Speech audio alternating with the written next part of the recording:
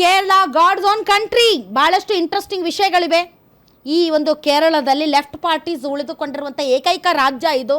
ಪಿಣರಾಯಿ ವಿಜಯನ್ ಮತ್ತೆ 3ನೇ ಬಾರಿಗೆ ಗೆಲ್ತಾರಾ? UDF ಕಾಂಗ್ರೆಸ್ ಮೈತ್ರಿಯೊಂದಿಗೆ ರಾಹುಲ್ ಗಾಂಧಿ, ಪ್ರಿಯಾಂಕಾ ಗಾಂಧಿ ಸಂಪೂರ್ಣ ಶಕ್ತಿಯನ್ನ ಅಲ್ಲಿ ಹಾಕ್ತಾ ಇದ್ದಾರೆ. ಒಂಥರ ಹೋಮ್ ಗ್ರೌಂಡ್ ಇದ್ದಂಗೆ ಅವ್ರಿಗೆ. 2019ರಲ್ಲಿ ರಾಹುಲ್ ಗಾಂಧಿ ವಯನಾಡ್ ಸ್ಪರ್ಧೆ ಮಾಡಿದ್ರು. ಅದಾದ್ಮೇಲೆ 2024ರಲ್ಲಿ ಅಲ್ಲಿ ಪ್ರಿಯಾಂಕಾ ಗಾಂಧಿ ಅವರು ಸ್ಪರ್ಧೆ ಮಾಡಿ ಸಂಸದೆ ಆಗಿದ್ದಾರೆ. ಕಾಂಗ್ರೆಸ್ ತುಂಬಾ ಜತನದಿಂದ ಕೇರಳವನ್ನ ನೋಡ್ಕೊಂಡಿದೆ. ಒಂದು ಗೋಲ್ಡನ್ ಚಾನ್ಸ್ ಕಾಂಗ್ರೆಸ್ಗೆ. ಬಹಳ ಫ್ಯಾಕ್ಟರ್ಸ್ ಇದೆ, ಕಾಸ್ಟ್ ಈಕ್ವೇಷನ್ಸ್ ಇದೆ, ರಿಲಿಜನ್ ಇದೆ. ಇದೊಂಥರ ವಿವಿಧತೆಯಲ್ಲಿ ಏಕತೆಯ ರಾಜ್ಯ. ಹಾಗಾದ್ರೆ ಕೇರಳದಲ್ಲಿ ಏನು ಹೇಳ್ತಾ ಇದ್ದಾವೆ pollsters? P MARQ LDF, that is left ಪಾರ್ಟಿಗಳು 62ರಿಂದ 69, ಅಲ್ಲಿ ಮ್ಯಾಜಿಕ್ ನಂಬರ್ 71, UDF 71ರಿಂದ 75, ಪೀಪಲ್ಸ್ ಪಲ್ಸ್ UDF ಅಂತಿದೆ, ಇನ್ಸೈಟ್ UDF ಅಂತಿದೆ, ಆಕ್ಸಿಸ್ ಮೈ ಇಂಡಿಯಾ UDF ಅಂತಿದೆ, ಮ್ಯಾಟ್ರೀಸ್ UDF ಅಂತ ಇದೆ. ಬಟ್ 10 ನಂಬರ್ ಮಾರ್ಜಿನ್ ಇದೆ ಅಷ್ಟೇ. ಇಲ್ಲಿ ತುಂಬ ವ್ಯತ್ಯಾಸ ಏನಿಲ್ಲ. ಬಟ್ ಪೋಲ್ ಆಫ್ ಪೋಲ್ಸಲ್ಲಿ LDF 59, UDF 77. So Congress alliance ಏನಿದೆ ಅದು ಈ ಬಾರಿ ಕೇರಳದಲ್ಲಿ ಗೆಲ್ಲಬಹುದು ಅಂತ ಎಲ್ಲ ಪೋಲ್ ಆಫ್ ಪೋಲ್ಸ್ ಹೇಳ್ತಾ ಇದ್ದಾವೆ. ಸರ್ ಮಹೇಶ್ ಸರ್, ಏನು ಕೇರಳಂ ಅಂತ ನಾವು ಮಾಡಿದ್ವಿ. ಕೇರಳಂ ಒಂದು ದೊಡ್ಡ ಆದಂಥ ಒಂದು BJP ತನ್ನ ಬೇಸನ ವಿಸ್ತಾರಣವನ್ನು ಮಾಡ್ಕೊಳ್ತಾರೆ. ಕರೆಕ್ಟ್. ನಮ್ಮ ಏನು ವೋಟ್ ಬ್ಯಾಂಕ್ ಏನಿದೆ ಕಳೆದ ಬಾರಿಗಿಂತ ಈ ಬಾರಿ ನಾವು ಇಂಪ್ರೂವ್ ಮಾಡ್ಕೊಳ್ತಾ ಇದ್ದೀವಿ. ಮತ್ತೆ ಒಂದು ವಿಶ್ವಾಸವನ್ನು ಮೂಡಿಸ್ತಕ್ಕಂಥ ಕೆಲಸವನ್ನು ಮಾಡ್ತಾ ಇರೋದು. ಏನು ನಮ್ಮ ಅಲಯನ್ಸ್ ಪಾರ್ಟ್ನರ್ಸ್ ಇದ್ದಾರೆ, ಅದು SNDP ಇರ್ಬೋದು. SNDP ಅಂತಂದರೆ ಒಂದು ಈಡುಗ ಸಮುದಾಯ ನಮ್ಮ ಜೊತೆ ಬಂದಿರತಕ್ಕಂಥದ್ದು, ಹಾಗೆ ಕ್ಯಾಥೋಲಿಕ್ ಸಮುದಾಯ ನಮ್ಮ ಜೊತೆ ಬಂದಿರತಕ್ಕಂಥದ್ದು. ಒಂದು ಟೀಮ್ 20 ಅಂತೇಳಿ ಒಂದು NGO ಆರ್ಗನೈಸೇಷನ್, ಟೀಮ್ 20 ಅಂತೇಳಿ. ಇದರೆಲ್ಲ ಆಧಾರದ ಮೇಲೆ ಏನು ಕೇರಳದ ಒಳಗಡೆ UDF ಮತ್ತು LDF ಮಧ್ಯದಲ್ಲಿ ಈ ಒಂದು ಕಮ್ಯುನಲ್ ರಾಜಕಾರಣ ನಡೀತಿದೆ. ಅಂದ್ರೆ ಅವ್ರು ಓಲೈಕೆ ಮಾಡ್ತಕ್ಕಂಥ ರಾಜಕಾರಣ ಒಂದು ಅಲ್ಲ. ಕಮ್ಯುನಲ್ ಫ್ಯಾಕ್ಟರ್ ಇದೆಯಾ ಕೇರಳದಲ್ಲಿ? ಐ ಥಾಟ್ ಇದು ಕ್ಲಾಸ್ ಬೇಸ್ಡ್, ಶ್ರೀಮಂತ ಬಡವ ಕ್ಲಾಸ್ ಬೇಸ್ಡ್ ಎಲೆಕ್ಷನ್ಸ್ ನಡೆಯುತ್ತೆ. ಕಾಸ್ಟ್ ಅಂಡ್ ರಿಲಿಜನ್ ಬೇಸ್ಡ್ ನಡೆಯುತ್ತಾ ಇಲ್ಲಿ? ರಿಲಿಜಿಯನ್ ಅಲ್ಲಿ ನಡೆದಿರ್ತಕ್ಕಂಥದ್ದು ರಿಲಿಜಿಯನ್ ಅಷ್ಟು ಇನ್ನೆಲ್ಲೂ ಇಲ್ಲ. ಬಹುಶಃ ದೇಶದ ಒಳಗಡೆ ಏನಾದ್ರು ಇವತ್ತು ಕೋಮು ಅಂತ ದಾರುಲ್ ಅರಬ್ ಅಂಡ್ ದಾರುಲ್ ಇಸ್ಲಾಮಿನ ಪರಿವರ್ತನೆ ಏನಾಗಿತ್ತು ಅಂದರೆ ಅವತ್ತು ಅಲ್ಲೇನು ನಾವು ದಂಗೆ ನಡೀತಲ್ಲ, ಮಾಪ್ಲಾ ದಂಗೆ, ಆ ಮಾಪ್ಲಾ ದಂಗೆ is the root cause of everything. ಇವತ್ತಿನ ತನಕನೂ ಕೂಡ ಈ ದೇಶದ ಒಳಗಡೆ ರ್ಯಾಡಿಕಲೈಸೇಷನ್ಗೆ ಎಲ್ಲಿ ಅವಕಾಶ ಇರೋದು? ಯಾಕಂದ್ರೆ ಇವತ್ತು ಚರ್ಚ್ ಯಾಕೆ ಆ ಥರ ವಿರೋಧ ಮಾಡ್ತು?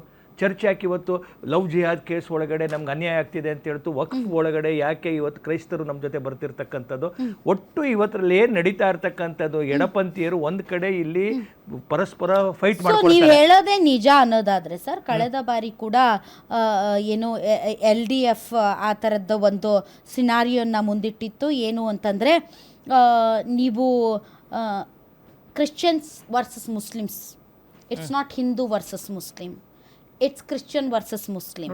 ತುಂಬಾ ಡೈವರ್ಸ್ ಅಲ್ಲ ಇಲ್ಲಿ ನೋಡಿ. ನಾನು ಹೇಳ್ತೇನೆ, ಪರಂಪರಾಗತ ಲೆಫ್ಟ್ ಒಳಗಡೆ ಇರ್ತಕ್ಕಂಥದ್ದು, ಲೆಫ್ಟ್ ಏನಿತ್ತು, ಏನು ಈ ಥರ ಬ್ಯಾಕ್ವರ್ಡ್ ಏನಿತ್ತು, ನಾಯರು, ನಾಳ ಮತ್ತು ನಮ್ಮ ಈಡಿಗರು, ಇವರೆಲ್ಲ ಬಹು ದೊಡ್ಡ ಸಂಖ್ಯೆಯಲ್ಲಿ ಇರ್ತಕ್ಕಂಥದ್ರು. ಇವತ್ತು ಅವರು ಆ ಲೆಫ್ಟಿಂದ ಮೈಗ್ರೇಟ್ BJP ಕಡೆ ಆಗಿದ್ದಾರೆ. ದೊಡ್ಡ ಪ್ರಮಾಣದಲ್ಲಿ ಮೈಗ್ರೇಟ್ BJP ಆಗಿದ್ದಾರೆ ಲೆಫ್ಟಿಂದ. ಯಾರೆಲ್ಲರೂ ಅವ್ರು ಮೊದಲು ಲೆಫ್ಟನ್ನು ಬೆಂಬಲ ಮಾಡ್ತಿರ್ತಕ್ಕಂಥವ್ರು ಇವತ್ತು ಲೆಫ್ಟನ್ನು ಬಿಟ್ಟು ಇವತ್ತು BJP ಜೊತೆ ಬಂದಿದ್ದಾರೆ. ಇವತ್ತು ನಾವು ತ್ರಿವೇಂದ್ರಮಲ್ಲಿ ಗೆದ್ದಿರ್ತಕ್ಕಂಥದ್ದು, ಪಾಲಕ್ಕಾಡಲ್ಲಿ ಗೆದ್ದಿರ್ತಕ್ಕಂಥದ್ದು ಇರ್ಬೋದು, ವೈತ್ರಲ್ಲಿ ಗೆದ್ದಿರ್ತಕ್ಕಂಥದ್ದು ಇರ್ಬೋದು, ಪ್ರತಿಯೊಂದು ಬೇರೆ ಬೇರೆ ಜಾಗದಲ್ಲಿ ಗೆದ್ದಿರ್ತಕ್ಕಂಥದ್ದು ಇರ್ಬೋದು. ಆದರೆ ಇಲ್ಲಿ ಪ್ರಶ್ನೆ ಇರ್ತಕ್ಕಂಥದ್ದು, ಈ ಬಾರಿ ರಾಜೀವ್ ಚಂದ್ರಶೇಖರ್ ಅವರು ಅಲ್ಲಿ ಅಧ್ಯಕ್ಷರಾದ ಮೇಲೆ ಒಂದು ದೊಡ್ಡದಾದಂಥ ಒಂದು ವಿಸ್ತರಣೆ ನಮ್ಮ ಪಕ್ಷದ ಐಡಿಯಾಲಜಿಕಲಿ ನಾವು ಮಾಡ್ತಿರ್ತಕ್ಕಂಥದ್ದು. ಐಡಿಯಾಲಜಿಕಲಿ ಏನು ಅಲ್ಲೂ ಹಿಂದೂ ಮುಸ್ಲಿಂ ಮಾಡ್ತಿದ್ದೀರಾ? ಹಿಂದೂ ಮುಸ್ಲಿಂ ಅಂತಲ್ಲ, ನಮ್ದು ಏನು ನಮ್ಮ ದೇಶದ ರಾಷ್ಟ್ರೀಯತೆ ಅಂತ ಅಂತಕ್ಕಂಥದ್ದು ಏನಿದೆ ಗೊತ್ತಾಯ್ತಾನೆ, ಹಿಂದೂ ಮುಸ್ಲಿಂ ಅಂತ ಮಾಡ್ತಿರ್ತಕ್ಕಂಥದ್ದು ಲೆಫ್ಟ್ ಮತ್ತೆ UDF LDF. ಅಂದ್ರೆ ಸರ್ ಈಗ ಬೇರೆ ಬೇರೆ ರಾಜ್ಯಗಳಲ್ಲಿ ವಾಸಿಸುವ ತಮಿಳಿಗರು, ಕನ್ನಡಿಗರು ಅಥವಾ ಕೇರಳಿಗರು, ಇವರೆಲ್ಲರೂ ರಾಷ್ಟ್ರೀಯತೆ ಇರೋದಿಲ್ವಾ ಅವರಲ್ಲಿ? ಇಲ್ಲಿ ನೋಡಿಮ್ಮ, ನಾವು ಬಹಳ ಎಂಫಸೈಸ್ ಮಾಡಿರ್ತಕ್ಕಂಥದ್ದು, ಯಾಕಂದ್ರೆ ನಾವು ತ್ರಿಭಾಷಾ ಸೂತ್ರ ಅಂತ ಬಂದಾಗ್ಲೂ ಕೂಡ ನಾವು ರಾಷ್ಟ್ರೀಯತೆ ಬಗ್ಗೆ ಮಾತಾಡ್ತೀವಿ. ಅದಕ್ಕೆ ಅವ್ರು ತ್ರಿಭಾಷಾ ಸೂತ್ರ ಮೊದಲು ಒಪ್ಕೊಂಡಿರ್ತಕ್ಕಂಥದ್ದೇ ಕೇರಳ ಅಲ್ಲ ಇರ್ಬೋದು. ನಾನು ನೀವು ಒಪ್ಪಿದ್ರಿ ನೋಡಿ. ಈಗ ನೀವು ಪ್ರಶ್ನೆ ಅವರನ್ನ ಕೇಳಿದ್ರೆ ತಮಿಳ್ನಾಡು, ಇವತ್ತು ಕೇರಳ ಕೇಳ್ತಿಲ್ಲ.